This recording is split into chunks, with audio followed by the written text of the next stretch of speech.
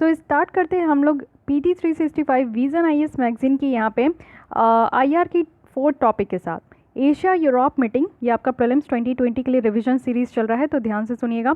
Asia Europe meeting की बात करें तो 13 यहाँ पे असीम सबमिट हुआ था, इसको एशिया यूरोप सबमिट कहते हैं, ठीक है। तो असीम सबमिट हुआ था, इसका थीम है straightening multilateralism for shared growth, और इसको शेड्यूल किया गया था कि नवंबर 2020 में होगा, वो भी कंबोडिया के फोन फेन में, ठीक है।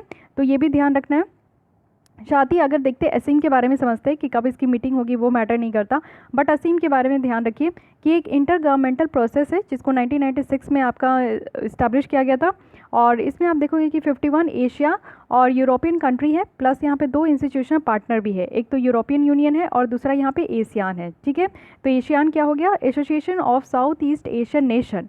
इंडिया कब ये इसको ज्वाइन किया था, तो इंडिया जो है 2006 में ज्वाइन किए थे, और यहाँ पे आप देखोगे 1 जनवरी 2007 में, और इसकी जो फर्स्ट सबमिट हुई थी जिसमें कि हम लोग पार्टिसिपेट किए थे, तो वो 2008 था। फर्स्ट सबमिट जो हुआ था वो बैंकॉक में हुआ था, और इसका एम क्या है,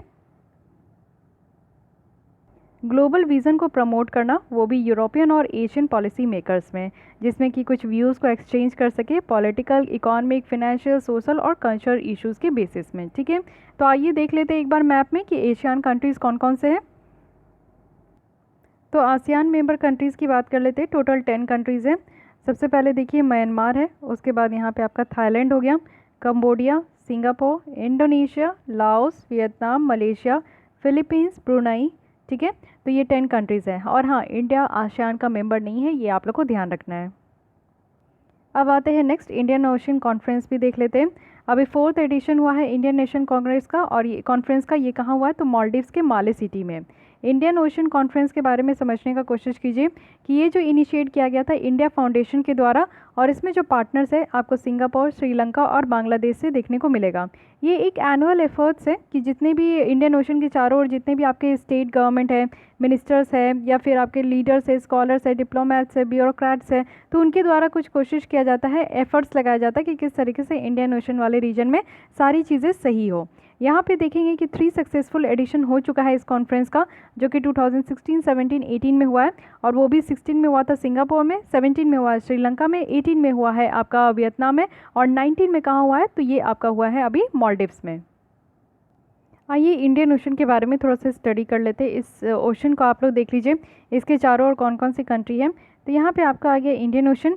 सबसे पहले हम लोग यहाँ पे अपनी इंडिया को देखेंगे, यहाँ पे इंडिया है, उसके बाद श्रीलंका है, फिर ये अरेबियन सी आपको देखने को मिलेगा, अंडमान यहाँ पे आइलैंड देखने को, निकोबार आइलैंड है, लक्षद्वीप सीज है, मालदीव आइलैंड है, सीचलिस आइलैंड है,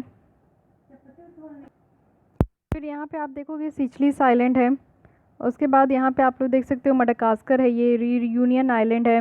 उसके बाद यहाँ पे आप आओगे साउथ की तरफ, तो यहाँ पे आपको सुमात्रा देखने को मिलेगा, मलेशिया, इंडोनेशिया और सिंगापुर, ठीक है। कोकोस आइलैंड भी है, और यहाँ पे क्रिसमस आइलैंड भी है, जावा आइलैंड भी है, ऑस्ट्रेलिया की कुछ रीजन है, अफ्रीका की यहाँ पे आपको कंट्रीज़ देखने को मिलेगी। तो ये सारे आपको जितने भी आइलैंड्स कंट्रीज़ देखने को मिलता है, ये आपका इंडियन ओशन में है।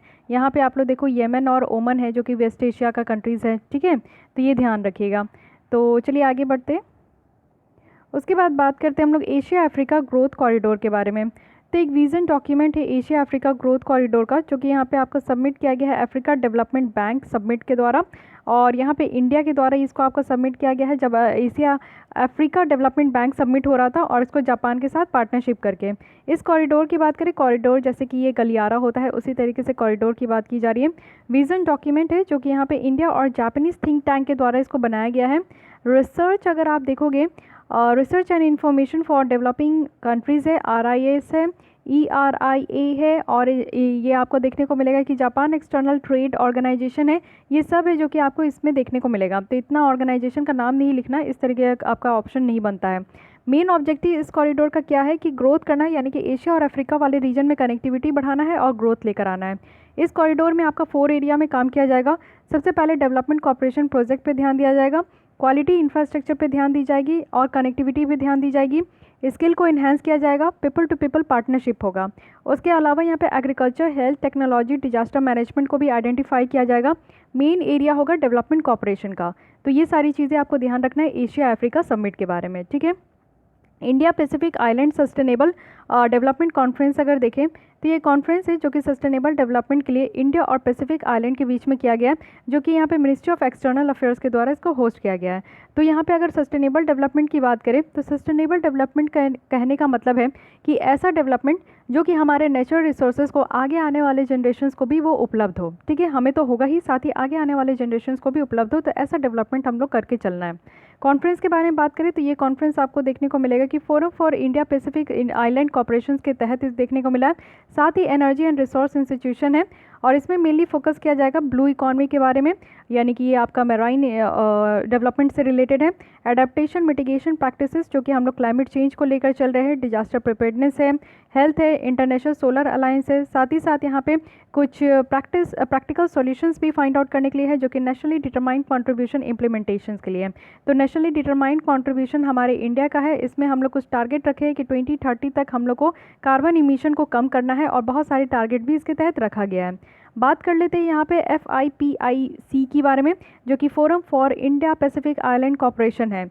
ये आपका फॉर्म हुआ था 2014 में इंडिया की रिलेशनशिप को स्ट्रेंथन करने के लिए पैसिफिक आइलैंड कंट्रीज़ के साथ। जो पहला यहाँ पे FIPI समिट था वो यहाँ पे आपका हेड ऑफ गवर्नमेंट के लेवल का था, सुवा में हुआ था, तो इतना ध्यान रखने का जरूरत नहीं है। इसमें इंडिया है और 14 पैसिफिक आइलैंड कंट्रीज़ है। और यहाँ पे देख लीजिए कि पैसिफिक आइलैंड कंट्रीज़ कौन कौन से, मे बी डायरेक्टली इससे आपका क्वेश्चन बन सकता है, जैसे कि टोंगा हो गया, कुक आइलैंड हो गया, तुवालू है, नौरू है, किरिबाती है, वनैतू है, सोलोमन आइलैंड है, सामुआ है, पलाऊ है और माइक्रोनेशिया है, Marshall island, Fiji, Papua New Guinea. तो ये सारे कुछ ऐसे आइलैंड है जो कि आपको पैसिफिक आइलैंड में देखने को मिलेगा, तो काफ़ी ज़्यादा इंपॉर्टेंट हो जाता है। तो आज के लिए इतनी ही रखते हैं। नेक्स्ट हम लोग स्टार्ट करेंगे अरिया के साथ, इट मीन्स कि एशिया री assurance initiative act. Thank you.